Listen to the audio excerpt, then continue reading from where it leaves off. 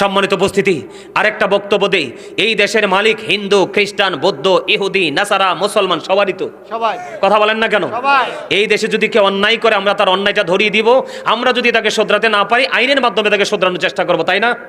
আপনারা বলেন, এই যে মোল্লারা ভদ্র ভাষায়, মার্জিত ভাষায়, জেন্টেল ভাষায়, শুধু শব্দ চয়নের পরিবর্তন, শুধু শব্দ চয়নের মধ্যে পার্থক্য। কিসের মধ্যে? উচ্চারণগত পার্থক্য। না হয় আমাদের দেশে একজন বাউল, কি নামটা কি তার? আবুল সরকার। কি আমার আল্লাহ নিয়ে এত বাজে মন্তব্য করেছে যেটা কোনো ইমানদার জবান দিয়ে আনতে পারবে না। পারবে?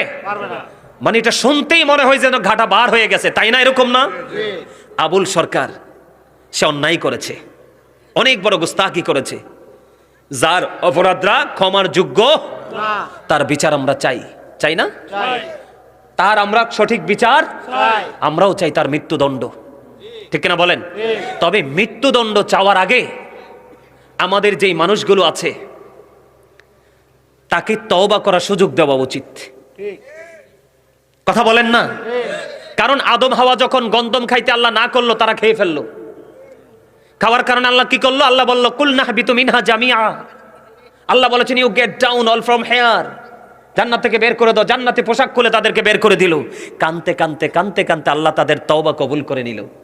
সুবহানাল্লাহ বলেন না? সুবহানাল্লাহ। রব্বানা যালামনা আনফুসানা ওয়া ইল্লাম তাগফির লানা ওয়া তারহামনা লানাকুনান্না মিনাল খাসিরিন। আদম হাওয়ার তওবা, তারা মাপ পাইছে না?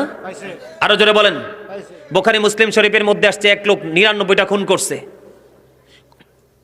বিরক্ত হন? এটার সাথে এটা যুক্ত আছে কিন্তু। 99টা খুন করার পরে একজনকে যে জিজ্ঞেস করছে, আমি 99টা খুন করছি, আল্লাহ আমারে মাফ করবেনি? কয় না। তখন তারেও খুন করছে। কতজন হলো?